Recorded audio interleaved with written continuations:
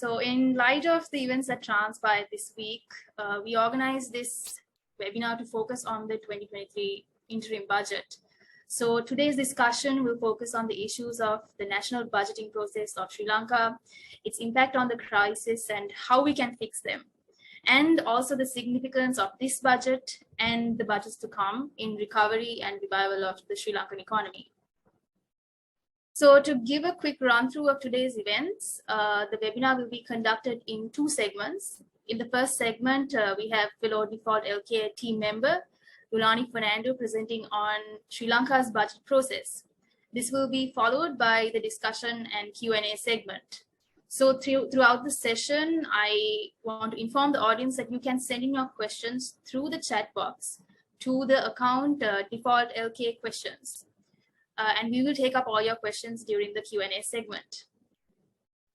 So with that, I'd like to introduce today's panel. We have with us here today Professor Mick, who is a political economist. He focuses on taxation and governance. And between 2010 and 2020, he was the founding CEO of the International Center for Tax and Development. He is now a senior fellow at the ICTD, a professorial fellow at the Institute of Development Studies, and a non-resident fellow at Verite Research, Colombo. So today he's here to share his expertise on Sri Lanka's perennial tax issues and budgeting issues that have exacerbated this crisis.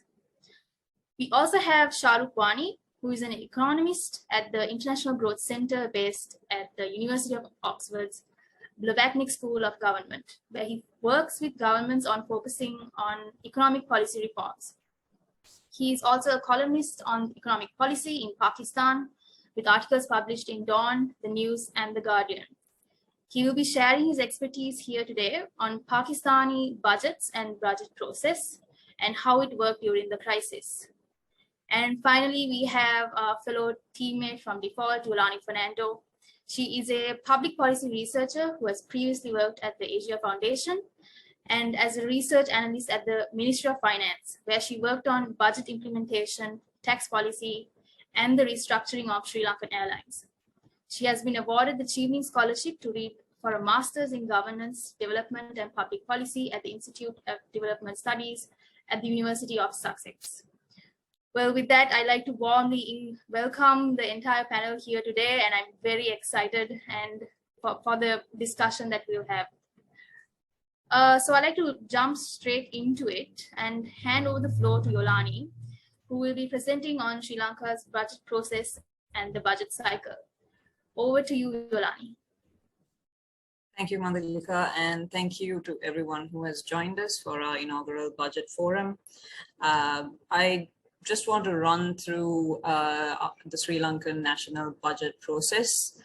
I think for anyone who is not very familiar with that process, as ordinary citizens, the budget process generally begins and ends with what we call budget day, where the finance minister gives the budget speech in parliament.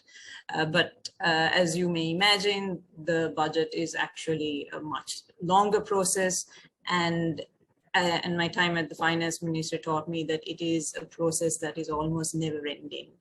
And we'll get to why that in itself is a problem in our budget process later on. But just to give you all a quick rundown of how things work.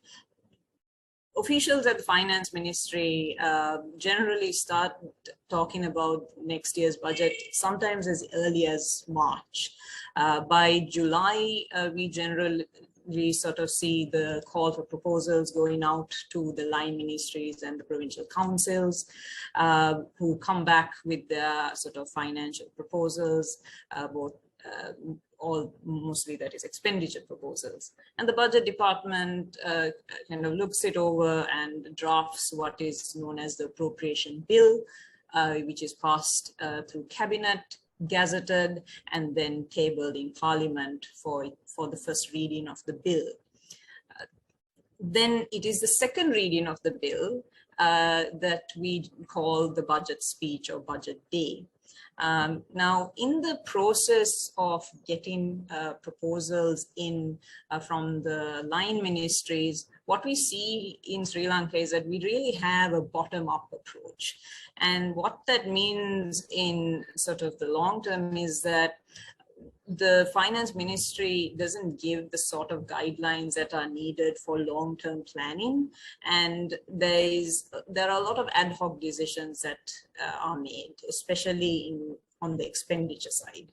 And added to this is that during this process, there is some level of private sector engagement with the finance ministry, but it is not institutionalized. So you have all these budget proposals sort of flying in from here and there, not really forming a coherent picture. Now, in de jure and de facto are quite different. So what what is sort of technically supposed to happen is that the National Planning Department is supposed to look at these proposals and make sure that they fall within the framework of the national development framework and the medium-term fiscal strategy. But these documents, especially the fiscal strategy, don't necessarily lay out the specifics. They just have sort of overall numbers that we have as targets in terms of taxation and so forth. And there's no real direction given. So you have this bottom-up approach that is highly politicized, and you have various entities kind of fighting to make sure that their proposals are in the budget. And again, we will talk about more about this later. But in this interim budget, of course, we're seeing things a bit differently. And I want to sort of just point out that an interim budget is different from a vote on account. A vote on account, as we saw in 2019, is something that is done in place of a budget, whereas an interim budget is an amendment to a budget that is already in place. We have seen, I think, during this from 2019 to right now, we have seen many disruptions in our national budget process. And I think we can we will attest to the fact that the that is to say, short-sighted policies have definitely led us to where we are now. And the budget that we see today is really just a sort of a plaster on a wound, and not something that will solve all the problems that are there in relation to the budget. Madhulika, over to you. Thanks, Yolani. That was very informative. I think one of the main questions that I think everyone had was, why do we need an interim budget 2 months before the annual budget, which is expected in November? Do you mind sharing your thoughts on that? Sure. So like I said, so an interim budget is when you want to amend the Appropriation Act that is already in place. So you can ask the question as to why you cannot do that with supplementary estimates, but supplementary estimates are only towards expenditure. This is not towards revenue. Revenue proposals and revenue targets are not included in supplementary estimates. This interim budget is, in fact, a signal in many ways. It is a signal to locally, it is a signal to the population of the government's stand on certain expenditure and revenue targets, and the same signal to the international community, especially the IMF. It is a signal of our commitment to certain reforms, and that is why, in fact, it was important to have it, even though we will be going into a normal budget process leading up to the passing of the budget for next year in November, as of right now. Right, great. Thanks, Yolani. So with that, we'd like to get into the discussion round right now. So I'd like to inform the audience that you can send in your questions through the chat box to Default.LK questions, and we will take it up during this session. So my first question is to Professor Mick. So tax administration is one of the key issues in Sri Lanka's revenue collection and the government. So are there any examples of best practices from international and regional economies that could help resolve the administrative roadblocks in Sri Lanka?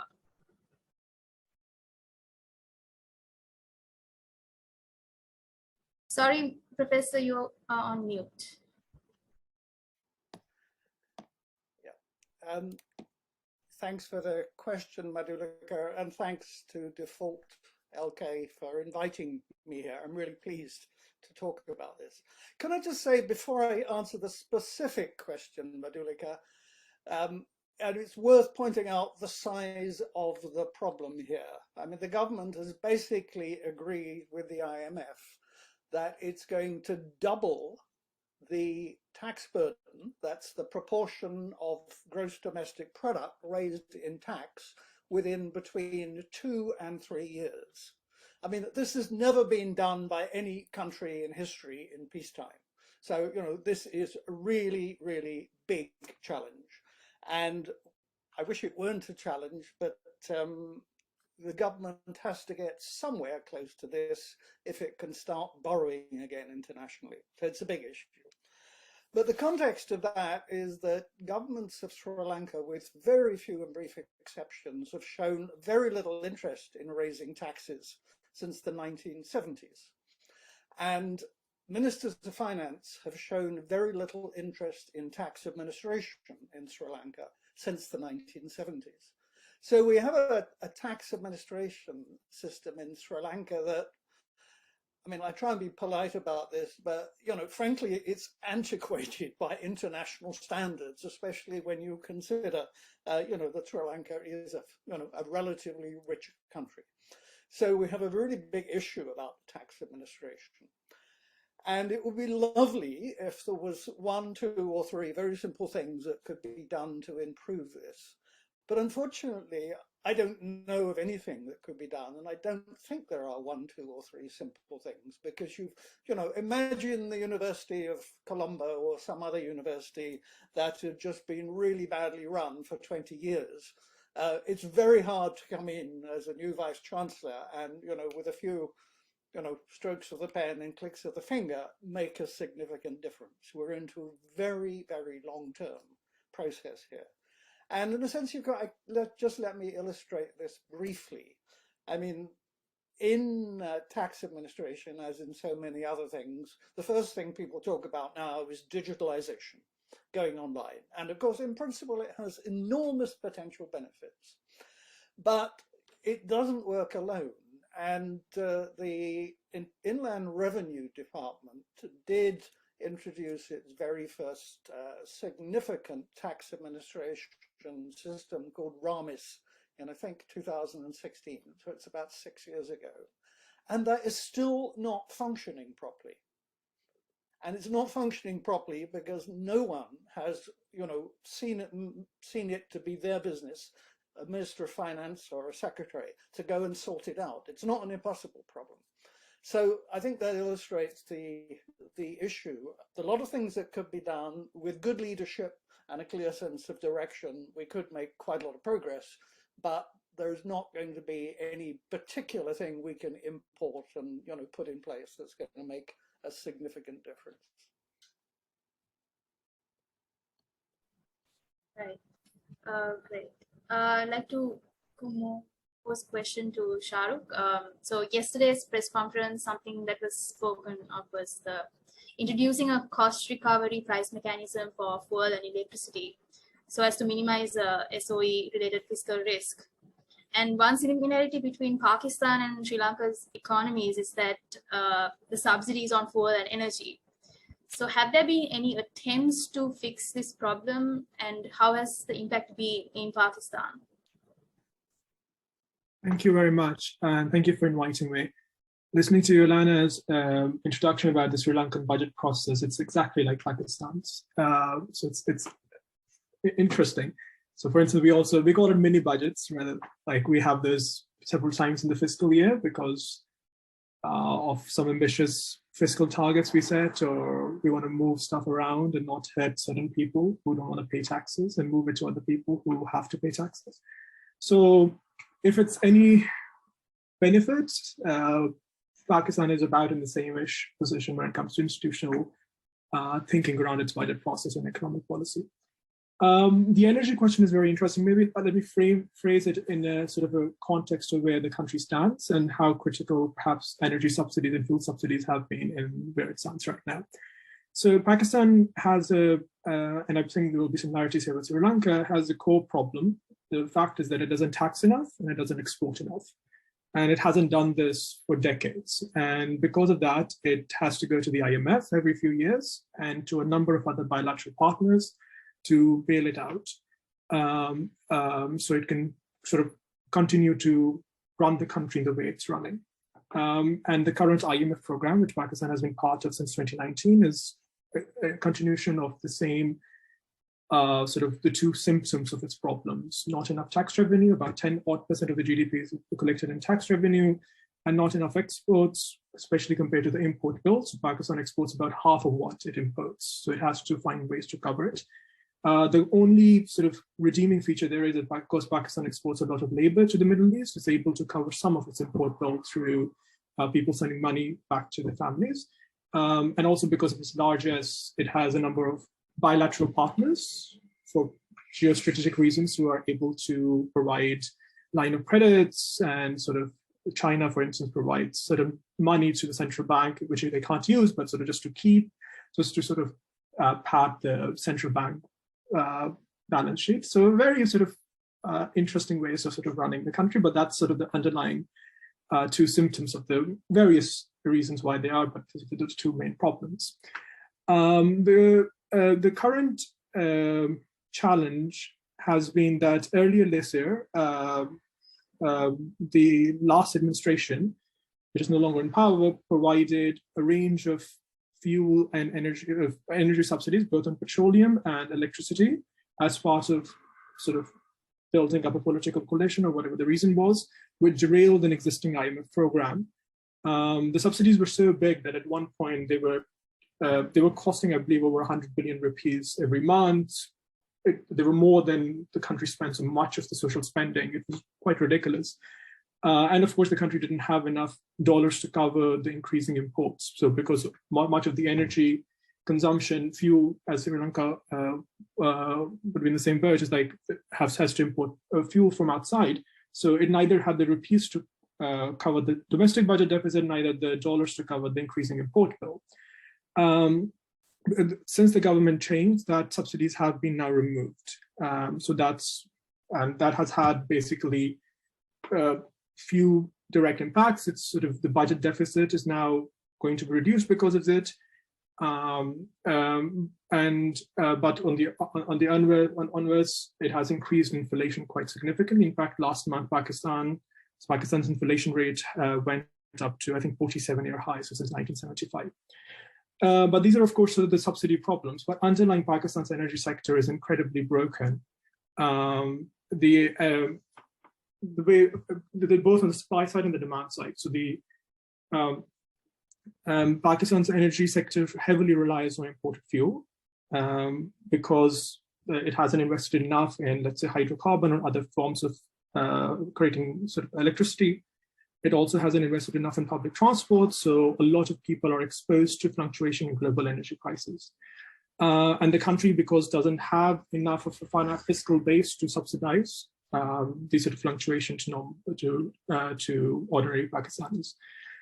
In that sense, sort of energy subsidies become sort of the critical issue. Now, because it's such a political issue, that's why it's sort of amplified a lot more. And given now the floods and the increasing inflation, it's going to become, I think, a significantly more political issue over the coming few months. So that's where sort of the energy sits in sort of the broad metrics of the Pakistani policymaking. That I think you just described Pakistan and Sri Lanka as a carbon copy, because that's sort of the exact situation that we are going through right now. So thanks for that. I want to pose a question to Professor Mick. Do you think the tax proposals that have been presented in the recent budget, was it something that you hoped to see, or is it still far from that? It is far from that, Madhulika, and I mean, I'm going to try and make this point factually rather than as a criticism, but I'm afraid it's going to sound like a criticism. I mean, there was very little in there. And there was an increase in value-added tax of 3%, but I mean, anyone can decide that at any time. But apart from that, there was no evidence of any great thinking. And for example, it's already been pointed out by various people that there are, various little, if you like, gaps in the tax system that the government could easily plug.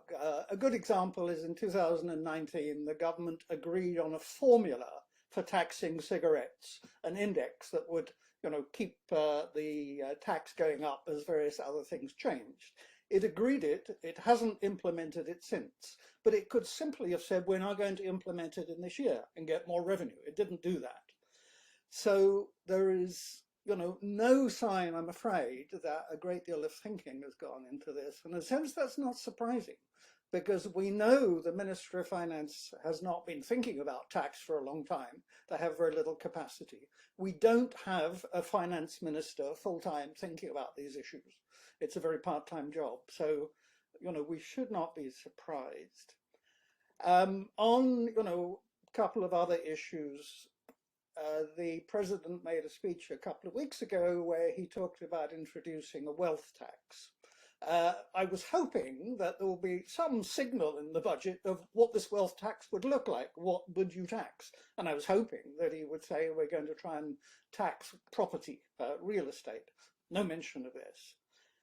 The only other, one item that came in the budget that really surprised me, which was the required suggestion that every adult aged over 18 will be registered for taxation.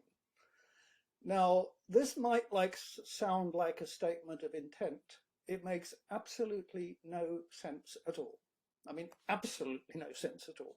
Because having someone registered for taxation does not mean they pay taxes. Anyone can be registered for tax, but unless they actually file their tax returns and someone checks the tax returns and makes sure they're reasonably accurate and collects the money, it means nothing. So all this would mean in practice is that the Inland Revenue Department would suddenly have to multiply the number of tax files it maintains by a factor of 30. I know, and how could it collect taxes when it's spending all its time, registering new taxpayers? So I am disappointed. I'm in some ways not surprised, but I think, again, this illustrates that if the government is going to even halfway achieve their goal of raising more taxes, then they're really going to have to put much more thought and energy into deciding what they're actually going to do in the rather near future.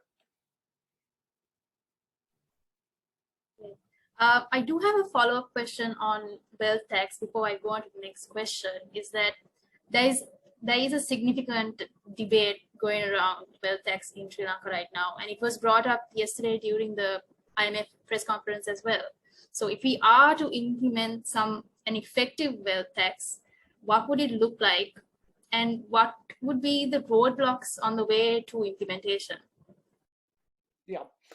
I mean, in a sense, there are two main options, although there are many in between. I mean, a full wealth tax implies that you have a system in which individuals and families of those you think might be wealthy, in some sense, declare their total assets, and ideally their total global assets, not just the assets that they have in Sri Lanka.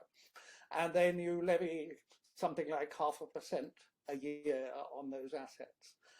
But no country in the world currently does that very effectively. And indeed, wealth taxes have gone away. I mean, I'm deeply in favor of that. But the fact is, to do that would take a very long time to build up the database. We don't have the data. And we know that because of the economic and other policies pursued in recent decades, a very high proportion of the actual wealth of wealthier Sri Lankans is overseas somewhere. It's not here, and you won't be able to find it. So, much as my heart is in favor of that kind of wealth tax, I think this is a very long-term project. But there is quite a good short-term alternative, which is, generally speaking, the real estate, the houses, and the commercial property that people own is pretty much proportional to their wealth. And there's been an enormous level of real estate development in Colombo, the Western Province, as we know, in recent decades. And there's an enormous amount of wealth locked up there. It's visible. It's not actually that difficult to identify it and put a tax on it. And a government that said, well, we're going to tax wealth, and we're going to start with real estate, and we're going to start with a special, a crash program to identify who owns various kinds of real estate and start taxing within, say, 18 months. That is feasible. I mean, it would be hard work, it could be done, but it's feasible.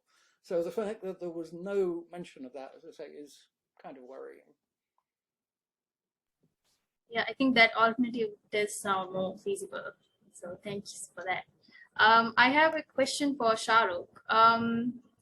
So in the Pakistani budget, do you see any influences of key investors or lenders, particularly China, in the budget process? And through approved expenses of related projects, for example, do you see any key lenders or investors who have influenced the budget?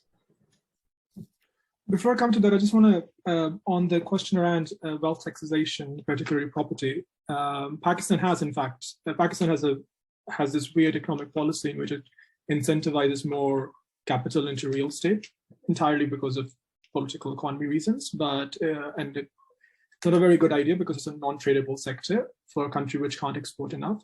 So in this budget, which we saw a few weeks ago in June, they have expanded taxation on properties. They have essentially launched a new wealth tax, which uses properties as a proxy and taxes them, and also heavy taxation on short-term transactions of property to decrease the people buying properties for speculative purposes. So that's something which has been done, and it's been part of years of work with various levels of government who have been trying to convince the property taxation is an important instrument. But listening to Professor Mike, I think it's important to, at least the way I understand taxation, is to understand that much of this comes down to political.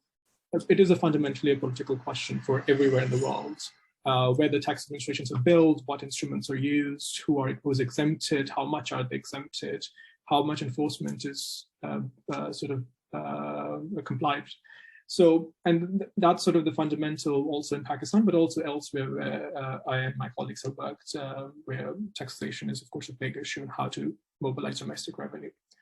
Having said that, now coming to your question, well, this budget is largely made on the behest of the IMF. That's sort of the Pakistan's main lender. It has, I think, 3 or 4 people working in Islamabad, but they're quite influential because it's not just because the IMF has so much money to give. It's not that much of the loan packages it gives to Pakistan. There's not quite a lot, but a lot of other lenders use IMF as a signal mechanism. So for instance, other bilateral lenders, including China and Saudi Arabia and others, will make their support contingent upon having an active IMF program.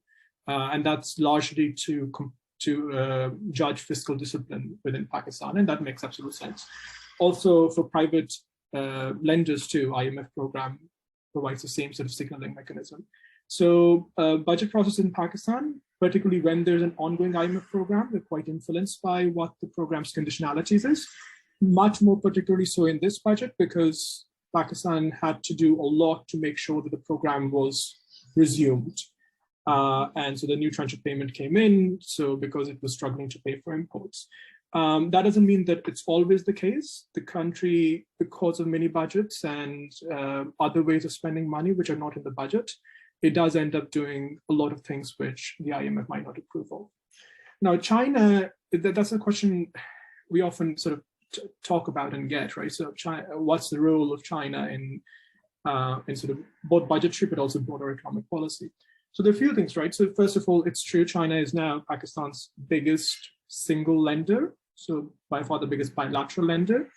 I believe it's 1/5 of Pakistan's external debt is now to China or Chinese firms.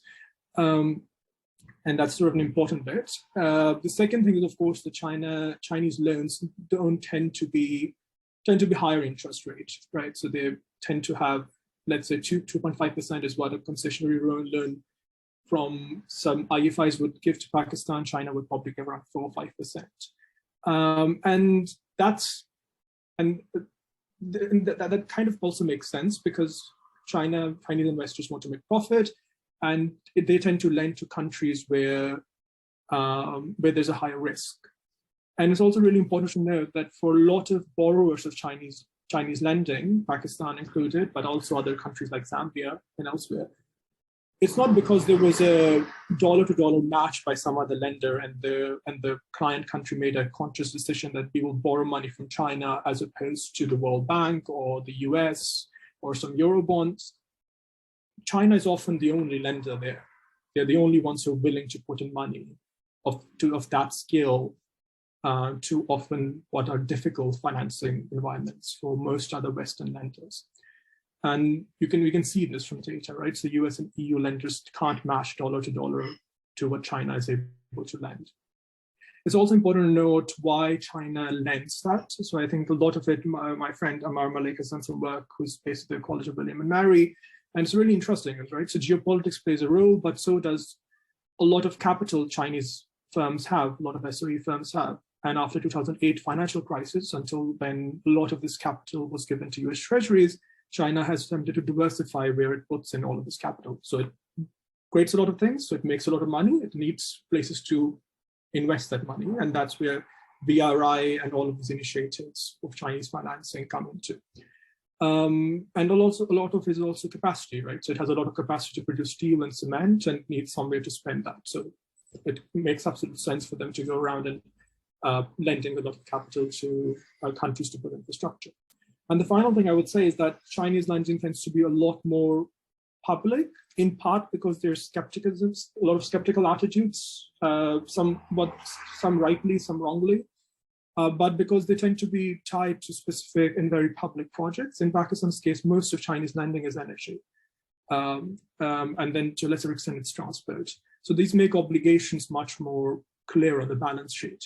So for instance, a lot of Chinese lending comes to what are called independent power producers in Pakistan. So Chinese firms would, because Pakistan has had a very large electricity shortfall, so they didn't have enough capacity to produce electricity, and there were a lot of what we call load sheddings, blackouts for a very, very long time. So it took a lot of it, Chinese lending as part of the economic corridor was focused on building the energy capacity for the country.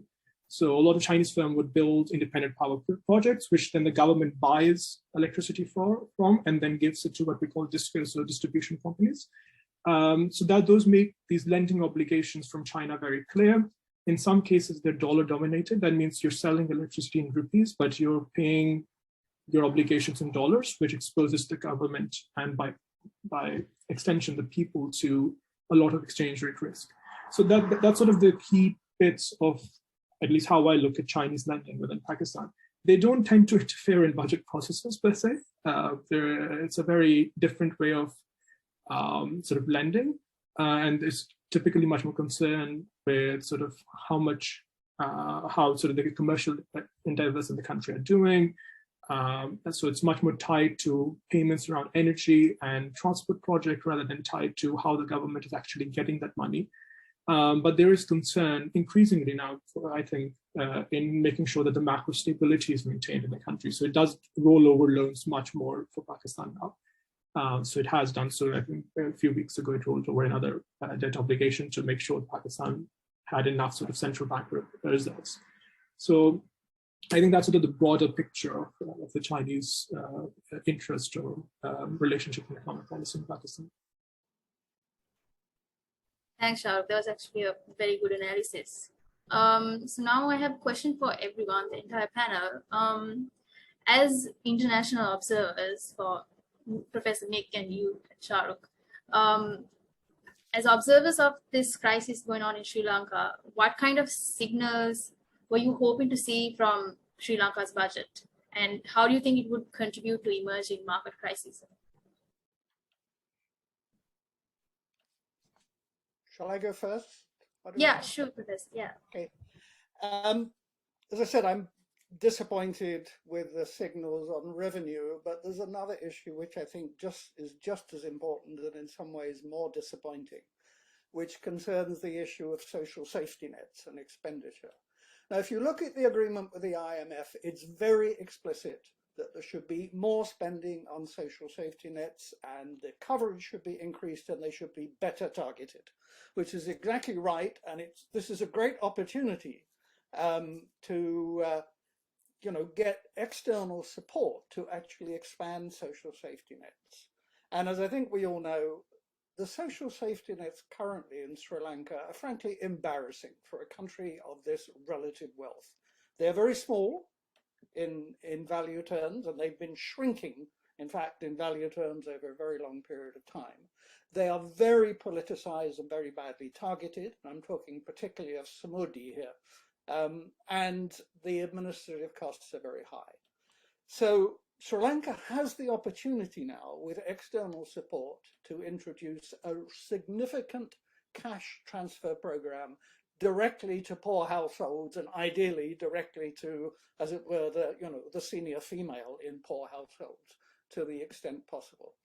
And this could actually be done relatively simply because we know from research that's been done by Verite that average household electricity bills, on which we have excellent information, are a very good proxy for household income levels.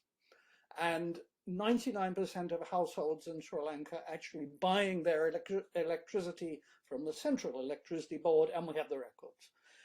It would be quite feasible for the government to say within a 6-month period, we're going to start a direct cash transfer program to a large fraction of the population. We're going to start by taking recent average electricity consumption as the first indicator of eligibility. And we will add as quickly as possible other factors. And I think number of children in the household is probably the most important single other factor to add. And we're going to get this program up and running within 6 months.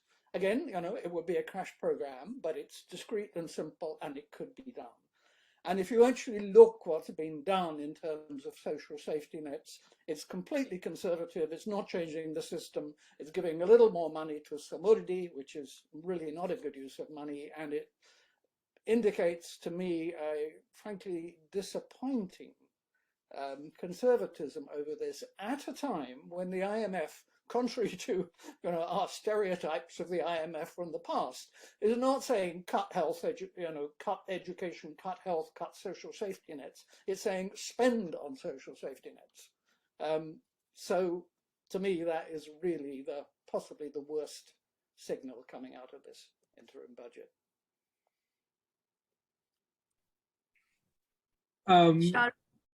Yeah, so on your sort of broader question, I think I agree with Professor Mike completely. I think from an external perspective, you want two things, I presume, especially for a lender. You want a reasonable confidence that future debt obligations will be met.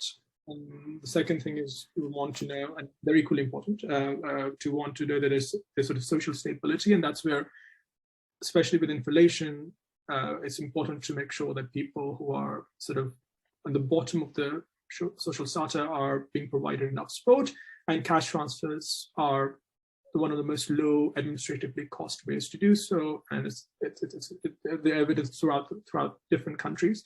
Pakistan, in fact, has one of the bigger direct cash transfers programs, which is built since 2010. And it's been now used for flood victims. So it's like building those systems in place, which can be then also used for when emergencies and crises come up. So that's sort of what you would want. And I think I want to expand a bit on is the global situation, and that's really important to keep an eye on. it's not a very, very good time for the global economy, especially if you're a developing or an emerging economy. Global growth, the second quarter of this year, the global growth was negative. We have increasing borrowing costs for emerging and developing economies with the US interest rate, the Fed rate going up. We have seen over the past few months that foreign investors are withdrawing funds from emerging economies at a record level. We are seeing sort of global food and energy prices going up, in part because of the Ukraine war, and also because of increasing demand from Europe, because who now don't want to buy Russian gas. There's a lot of competition in the global market, global energy markets. There's underlying lagged impact from COVID and supply chain impacts. There is growth impacts in China, which still which hasn't recovered to the speed which people were hoping it would recover. So global demand is sort of lower. So it makes for a country, for a developing country which has constrained resources, it's very difficult to raise money globally or to sell globally, because it's a much harder time for the global economy. It's increasingly tough for countries which are going through crises or are attempting to emerge out of crises. And that, I think, Pakistan and Sri Lanka are both in that boat, where there's economic crises, and it's very difficult to navigate all of that given all of these global constraints. A lot of the onus, is, I presume, is going to should at the very least come to the global community here too, is to provide to build international financial institutions and systems in place to provide them the liquidity they need to provide countries like Sri Lanka, Pakistan, Zambia, elsewhere, the support they need to maintain sort of financial and economic stability. And there are increasing calls for providing more liquidity, more SDRs and things like that to IMF, and also to more capital to the World Bank so they can lend more generously. But until that's done, it's a very, very difficult position to be in. The final point I will just make, and it's sort of not completely related, but I think it's important to stress upon, is that whenever these global shocks and crises come, whenever all sort of the underlying structural problems in an economy, whether it's not taxing right or taxing enough, whether the productivity is lagging, or it has capital misallocation because it intervenes in the market for political reasons. So whatever the reason is, right? So there's poor connectivity. They all become much worse.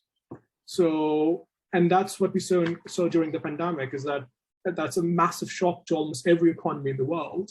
And countries some were able to withstand better than others, where there were systems and structures in place who were able to navigate their sort of weaknesses, but had sort of strengths in their administrative and governance systems, and their economies were more robust and hence were more resilient to those shocks. So just coming back and concluding this, like the cash transfer point, right? So it's an important point, but it would be much easier if there was an institutional infrastructure in place, like an economic registry, right? So Pakistan in 2010 onwards built the National Socioeconomic Registry, which is a comprehensive database on people's relative poverty levels. And that database was used during COVID to provide quite extensive amounts of cash transfers to people who were suffering from due to impacts and economic slowdown and lockdowns. And that sort of just goes to illustrate, if countries sort of are able to build those infrastructures in place, those institutions in place, they're able to then better withstand shocks. And I think this now sort of this emerging market economic shock or whatever crisis there is now is also going to put these infrastructure institutions to test again. And just a few months, it hasn't been that long since COVID. So it's going to be a very difficult time. And some countries are going to come out just stronger, who are able to reform, or institutions are better sort of resilient, and others would struggle a bit more. Thanks, Sharhrukh. I have a question for Yolani. So medium-term expenditure framework is part of the budget and sets out the government spending plan for 3 to 5 years, rather than yearly spending. So do you think this kind of budget would help address some of the issues we are facing in our budget process now? Yes, I mean, the short answer is, of course, yes. We, like I mentioned before, we do technically have a sort of medium-term fiscal strategy. It's just that it's not at all detailed. It's just, you know, some estimates on revenue and expenditure and so forth that we have. Those targets are never met. There is no accountability on the targets that are put forth. It's just something that is done because you have to do it, and you know, never really looked at beyond that. In fact, a major flaw in the way we make those estimates is that whereas you would expect a budget to make estimates based on the revenue that you receive, we actually look at it the other way around. We look at our expenditure and then we kind of make our revenue estimates based on how much we want to spend in the year to come. And I don't have to tell you that that is not, it makes our budget just perennially impractical. Would you ever, you know, look at your household budget and just imagine how much you would want your salary to be, and just sort of imagine a number based on how much you want to spend during a particular month or year? No, but that is how the Sri Lankan national budget is formed. So if we had an actual plan that, you know, 3 to 5 years is, you know, sort of, I think, the norm.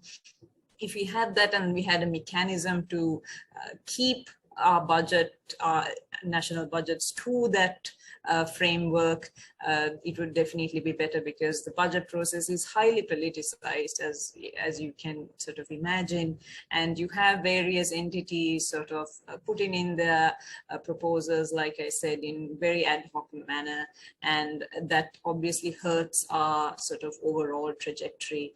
And we can see that in the I think the 2019 tax cuts is a classic example of this. Something which would have never happened if there was some level of accountability in a medium-term fiscal strategy.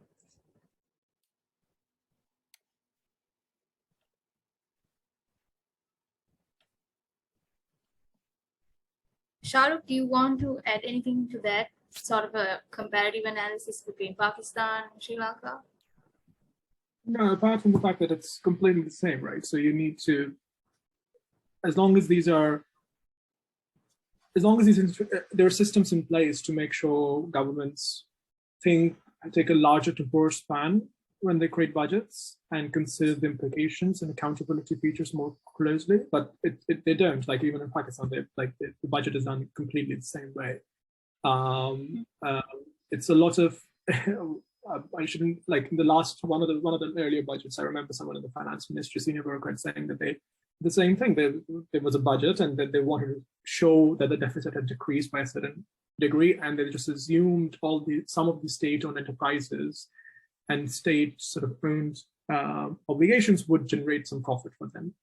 So right now the budget assumes that provincial governments, because Pakistan is a federation, will give budget surpluses to the federal government, which it's highly unlikely they would, not only because they would want to spend the money, but also because they're controlled by a different political party. So there's a lot of what I say is creative accounting in budgets. They're wish lists, the promissory notes. They're not. They have to be institutionalized in a better manner.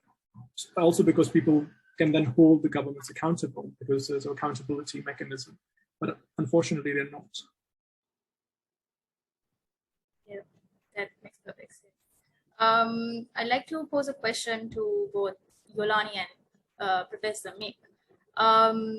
Right now, since we're talking a lot about austerity, what is the role of expenditure reduction in Sri Lanka's budget? And what kind of expenditure can we reduce right now? And is it possible administratively? Professor Mick, you can go first. Okay. Yes, this is the very difficult one, and I'm glad I'm not responsible for these decisions. I mean, Yolani knows more about this than I do, but my sense is that, in fact, on this, the government's broad strategy is probably broadly right, in the sense that the idea of getting public servants who've reached the age of 60 to retire. I mean, that might be one relatively sensible emergency way of reducing expenditure. Any other major cuts are going to be politically extremely sensitive. And to try and basically, I'm going to use the phrase dump various state-owned enterprises onto the private sector as quickly as possible to reduce budget deficits is probably actually the sensible thing to do in the circumstances. One would hope it's not done in too much of an emergency basis and it's done in a thoughtful way, but you know, there's a real trade-off here between doing it well and doing it fast. So yeah, that's as much as I'll say. I can't add anything to what the government is doing on this one. I completely agree with Mick. And let me answer the question like this. Other than like the sort of the proposal on decreasing the retirement age and, you know, sort of a few tweaks here and there, and of course, SOE privatization, which has to be done delicately, I would say. There aren't any big ticket items that I can sort of tell off the top of my head, oh, you know what, we could, you know, definitely cut down on these things, because behind every expenditure, there are many people who are going to lose out in both, let's say, sort of in ways that are both sort of over the table and under the table. Let's put it that way. And I just don't see any major expenditure cuts being politically viable. And in fact, I am afraid that there might be certain sort of ad hoc expenditure cut ideas that come. And we have seen this already. While the finance ministry put out a very pragmatic circular on where to sort of cut expenditure in terms of capital expenditure. Line ministry sort of took that and misinterpreted it, and there were several issues in terms of, I believe, overtime paid to doctors and so forth. And I think there is a huge problem here that the reform agenda can very easily be derailed if, especially blind ministries sort of take things into their own hands and interpret expenditure cuts in that way. So I would say that it's not politically viable to really look at any significant expenditure cuts. And I think SOE privatization is, or sort of, at least some sort of restructuring is required, and again has to be done very delicately to avoid political volatility. Thanks. I do have a question on top of it as like a follow-up question, but because we're talking about what is necessary or not necessary at this stage, would cutting back on like military and large infrastructure projects right now be the most viable option? And yeah. I have to inform the audience that you could send your questions on the chat, but please make sure to select the option of everyone so that everyone can see your question, because some of the questions are getting lost in the chat. I have a question for Sharhrukh and Yolani. So Pakistan and Sri Lanka have both had IMF programs. What pathway to getting out of this trap is shown in the politics of the countries? Yolani, do you want to go first, or should I? Okay, Pakistan is a bit of an outlier. We've had 22 or 21, something like that. We have probably spent more time in an IMF program than in out of. The foreign finance ministry people are experts in negotiating with the IMF because they meet them so often. Kind of a record there. I think Pakistan, I think we're only people who are sort of winning from ours. So I think Argentina, or I think there's one more country which I can't recall right now. So getting out of the cycle, it's not. There's no signs in Pakistan, at the very least, that it is going to get out of the cycle. In fact, it's going to, once this program ends, unless it's extended, I'm very sure that in a year or so it will be back to another IMF program, until it's able to export more, which it can't until it increases labor productivity, which it can't until it sort of invests, both makes certain public investments, so invest in connectivity, access to energy, access to finance, and all of those things, but also reduces the government's sort of rent-seeking or rent distribution mechanism to certain firms, which export nothing but are provided extensive public subsidies and protections in order for them to make a lot of money, generate a lot of rent, not profit. So it's a deeply political question in that sense. So until there's a coalition in Pakistan who's able to truly significantly reform how the country's economy is structured, it will have to return to the IMF because it won't be able to compete. As things stand, it produces almost nothing which the world buys apart from some textiles and people. But it needs to be able to produce things to be able to pay for its import bill.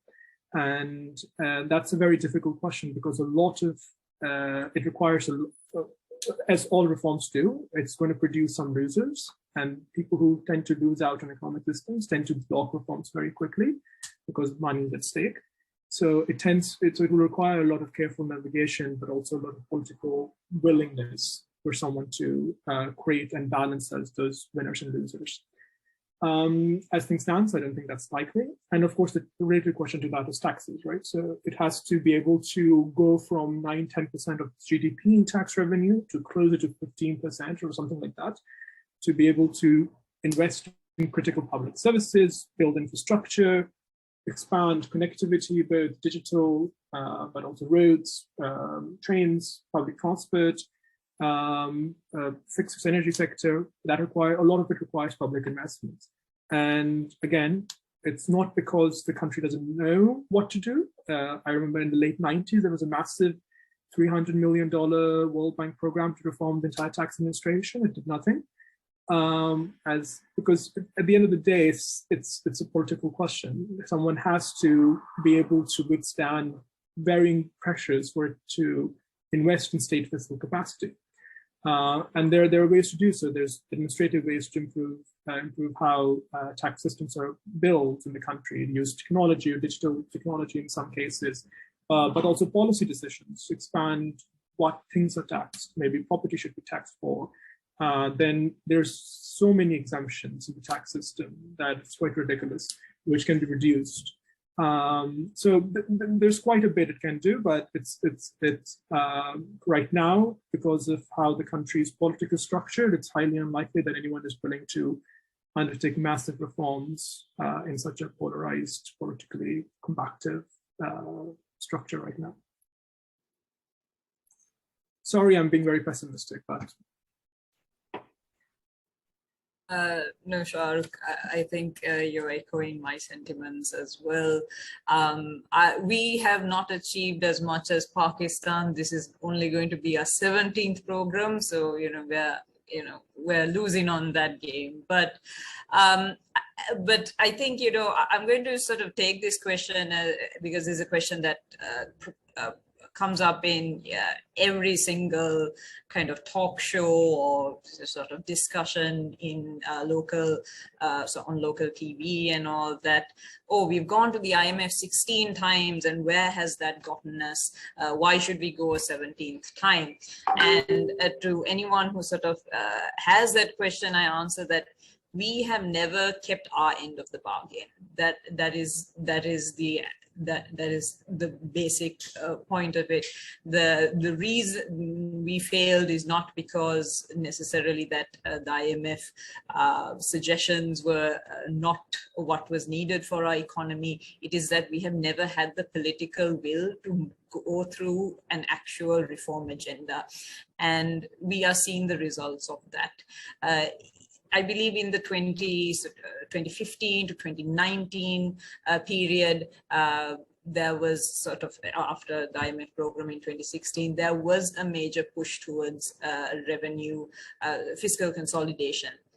But that was immediately overturned overnight in 2019. So that again brings us back to our own issues in our budget. The crisis in our budget is that we cannot stick to a framework. We cannot stick to a plan for more, not even a year sometimes.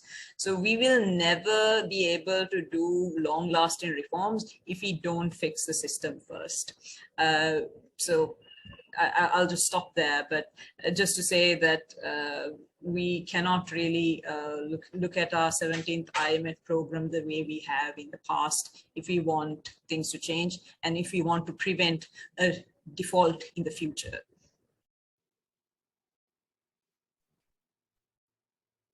Right now, we will allow the audience to unmute themselves and ask a question. But before you do that, you can use the raise hand option on Zoom, and our team will unmute you and you'll be able to pose your question to the panel here today. So if anyone has any question to ask, this is your opportunity. I will give it a minute and then we can move on to our final question.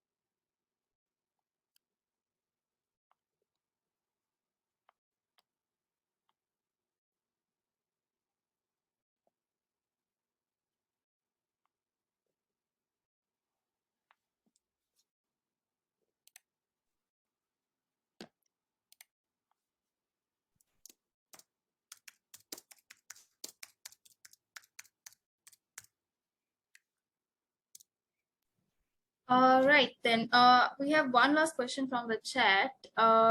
This is to Sharhrukh and Mick. So if there is a global recession, then how does it affect global budgets and the need for fiscal stimulus? Will that be okay to run a bigger budget deficit then?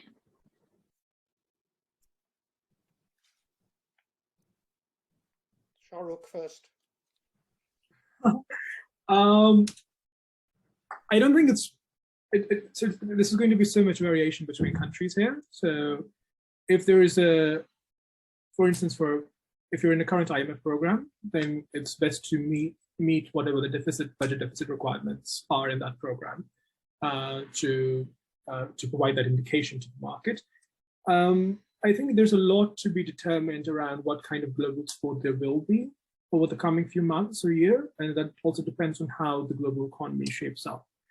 There is, of course, a lot of economists are saying that there is a need for greater support for developing and emerging economies to make sure that they're not sort of just on the foreign reserves are not sort of decreasing too rapidly.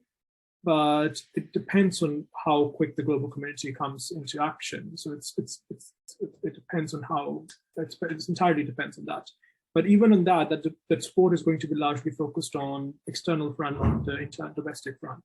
So, and that's because it's more consequential for the global economy on that side, especially with the outflows of finances lending out of developing countries.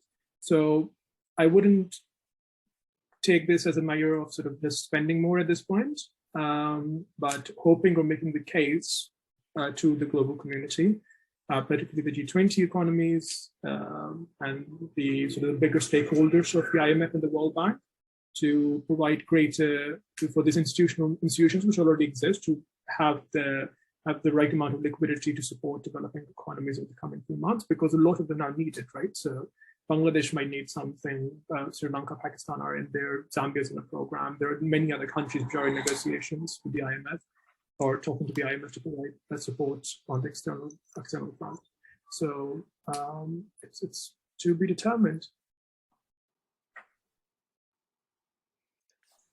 I don't actually have a lot to add to that. I think that's right. And in fact, at least in the Sri Lanka case, there isn't, in the short run, there's not a lot of choices about this. The government is going to be running a big deficit because this is pretty much set for some period of time. But I don't think there's much choice.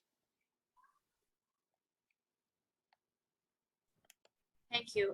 We have a few hands raised. Amreen Cartoon, I think you can unmute yourself and ask your question now. You can go first.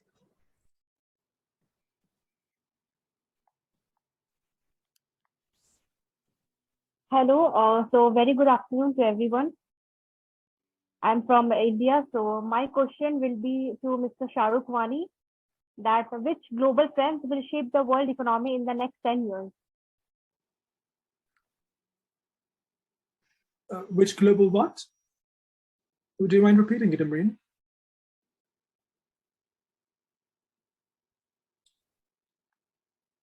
Sorry, can you repeat which global what will shape the economy for the next 10 years?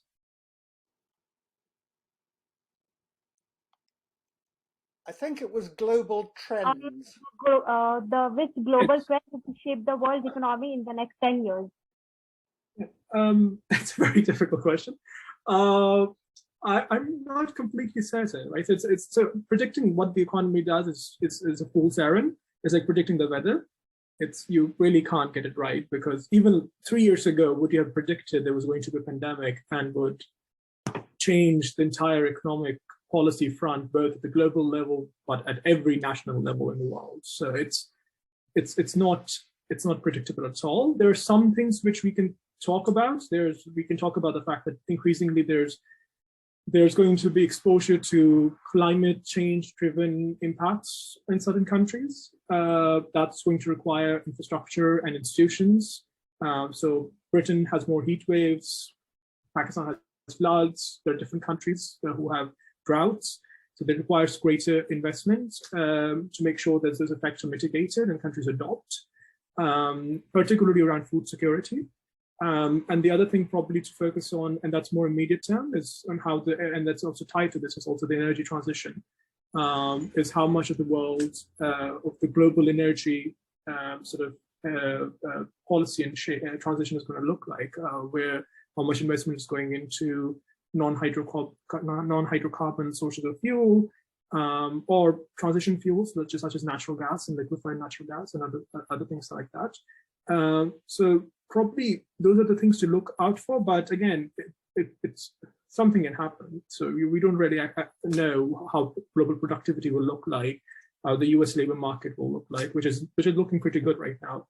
How China will react over the coming few years with the its COVID policy, but also its local municipality debt problem, on how will it transition from an external export-driven economy to more consumption at home. A lot of missing pieces. If I knew the answer, I probably would get a Nobel Prize, but probably someone else would know the answer. They can get it instead of me.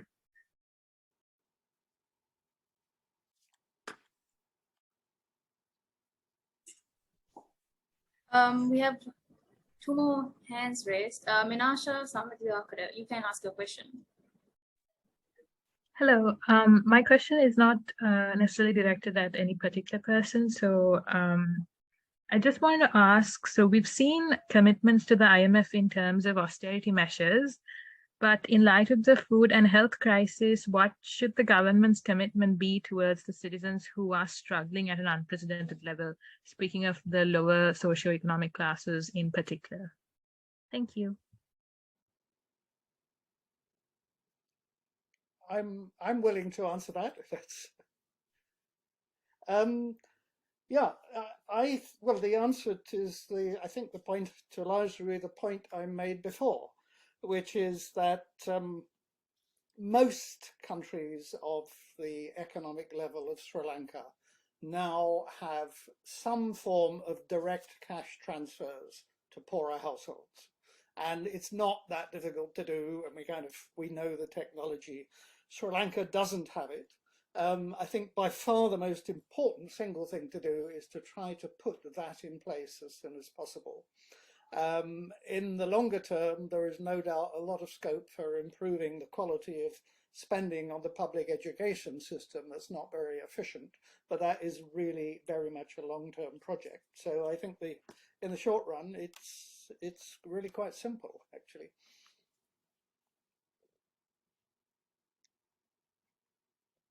I completely agree. If cash transfers are as the most administratively effective and also most economically efficient way of providing support to people.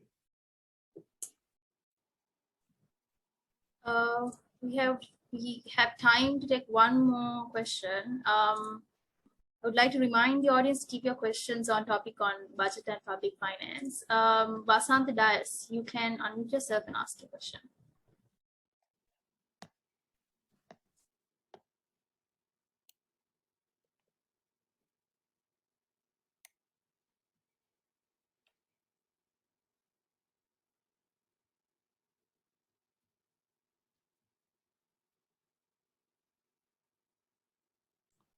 Sorry, but you can't be heard. Vasant Dias, you can ask your question now.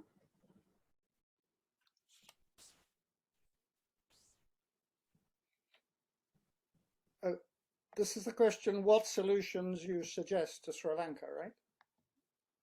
In the chat.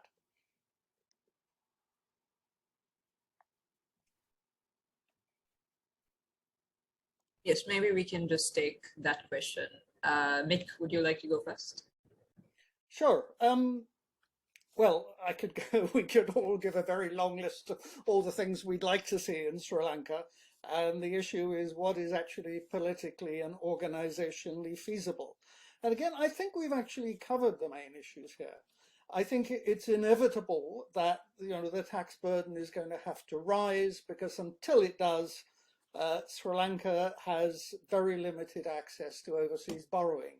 And it's important to make the point that raising the tax revenue according to the level agreed with the IMF is not a guarantee that the government of Sri Lanka in 3 or 4 years' time can go to private commercial markets and borrow money for good projects. Because the private commercial markets might say, okay, you've met the IMF conditions, but we don't trust you. So I think tax revenue has to go up, and that's going to be really difficult and really painful. And we're only at the beginning. Cash transfers, again, I think are absolutely essential. And in this, as Yolani and I think Sharhrukh both agree, in the shorter term, what the government is trying to do over public spending is broadly sensible. So if you could do those 3 things fairly competently, cut the leakage of public money from state-owned enterprises, significantly raise tax revenue, and introduce a good cash transfer system to protect the poor, I would be delighted to think that that can be done in the next year. Absolutely delighted.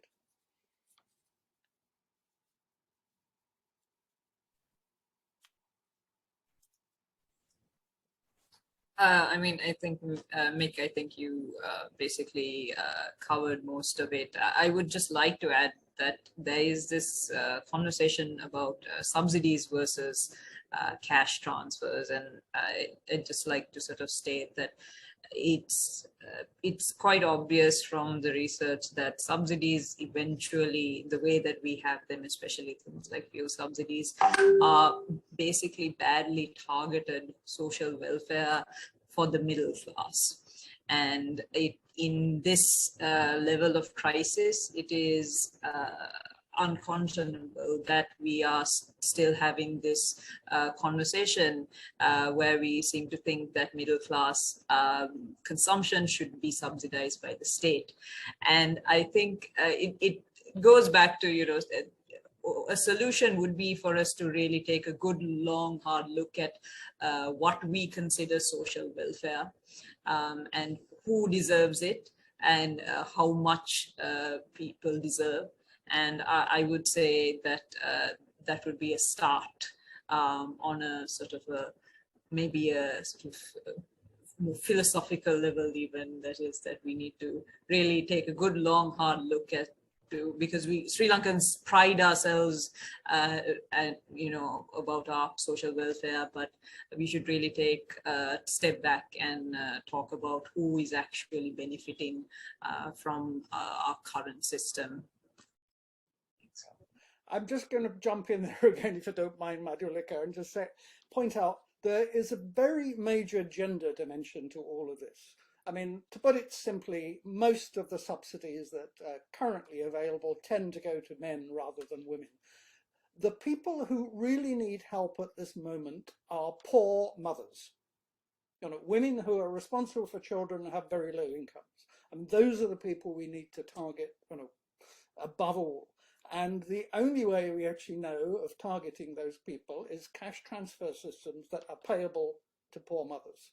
So I would hope that those people who are active and concerned about these issues are really going to push the gender dimension here. Yeah, and I'd like to add that, just to clarify that that in terms of subsidies, that does not mean cutting health or education expenditure at all.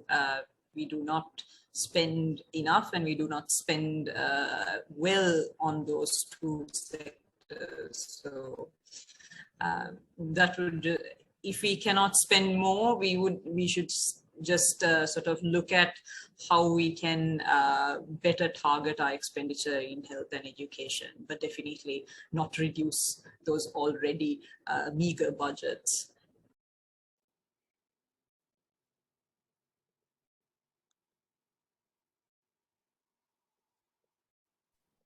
Great. With that, I think we've come to the end of the questions that were sent on the chat. A final closing question for the entire panel here is that what are you hoping to see from the 2023 official budget that is to be presented in November? And what would it have in terms of leveraging on this interim budget?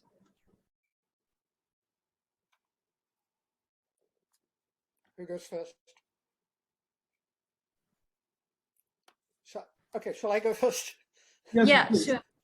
I mean, what I'm hoping to see, Madhulika, I'm going to cheat slightly, is actually not so much in the next budget, because I think I've kind of already said what I would like to see in the next budget. But it seems to me the biggest single problem we face at present is that the government has done a deal with the IMF. And I think that deal is broadly the best possible in the circumstances and is sensible. But there is enormous distrust of the government, and there is a real risk that the government will not actually be able to follow through in implementation because it doesn't have the political support in Parliament, because the kind of people we'd like to see in the government are not actually in the government because they don't feel they can join the current government, and because the government doesn't do enough to counter this very understandable widespread view that the IMF is somehow wicked and is set in somehow, making Sri Lanka prostrate at the feet of international capitalism, or is going to bleed the country, etc., when actually the IMF, in this particular context, is in fact one of the most progressive forces. So what I'd like to see the government do is, in addition to the budget measures, is, let's have some very sensible politics and communication about this, to try to show people that the IMF can do the right kind of things.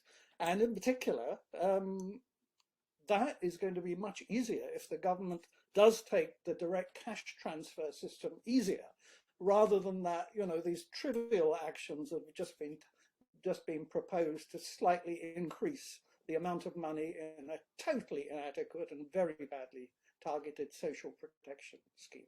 We want poor people in Sri Lanka, frankly, to feel that it's partly because of the IMF that, I get a monthly cash transfer. That would be great.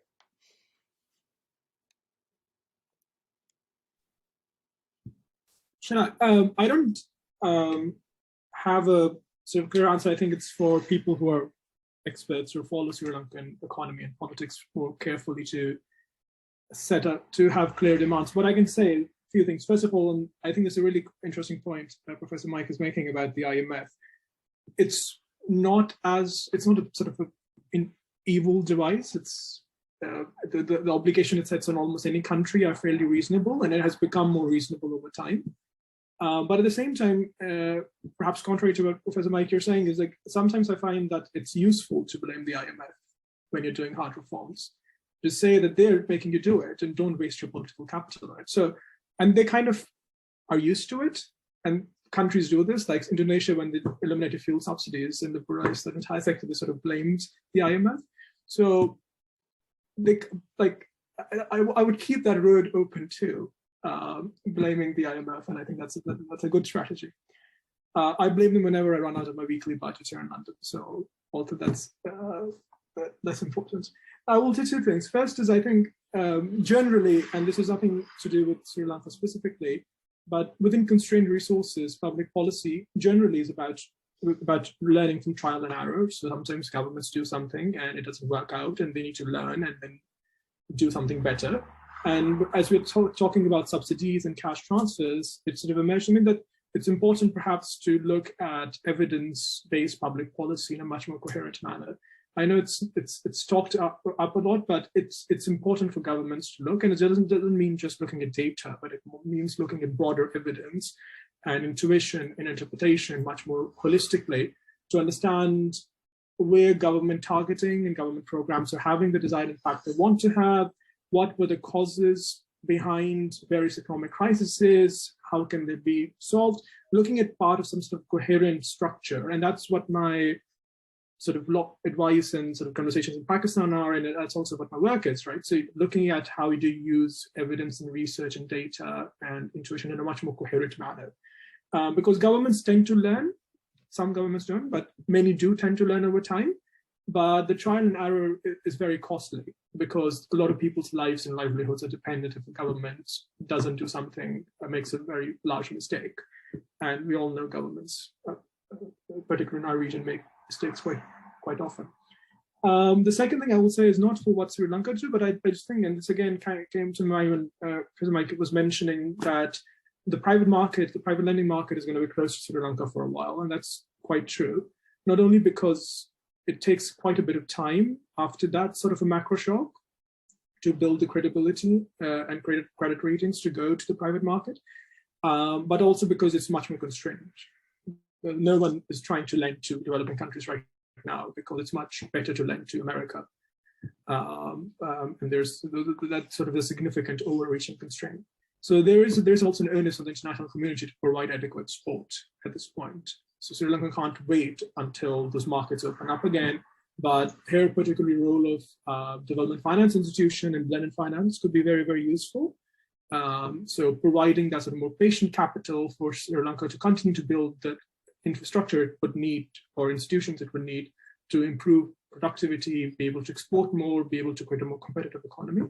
So that's another area where not for Sri Lanka to has to do something, well, apart from making the case, but for the international community and development finance institutions and IFIs to make a much more of a coherent attempt to supporting Sri Lanka's economic growth over the coming few years. I think Mick and Sharhrukh have actually covered most of it, but I would say that I personally would like to see some awareness of the fact that our budgeting sort of process is severely flawed, and the way the government would show that awareness, I think, is by institutionalizing a budget implementation, tracking and oversight. And this has been done in many ways, in ad hoc ways. And I think what would be great is if there was some kind of indication that we use the resources that we already have, the departments that we already have, to sort of ramp up that, because Sri Lanka's problem has always been following through on reforms. It is not that we do not have plans. We have plans. We don't have very detailed plans, and we definitely do not implement them. So that would be on my wish list. Madhulika, over to you. Great, thanks everyone. I think with that we can end the Q&A session. As a whole, this was like a very holistic discussion. We covered a wide range of topics. So with that, I'd like to thank Professor Mick and Sharhrukh for taking our time to be here today. It was a wonderful discussion. And I'd like to thank the audience for being here and engaging with us. It was a very interactive session today. So with that, I would like to end today's session and wishing everyone a very good evening, and I hope you all take care and stay safe. And I would also like to tell everyone to follow us on our socials here on Default.LK. Thank you and take care.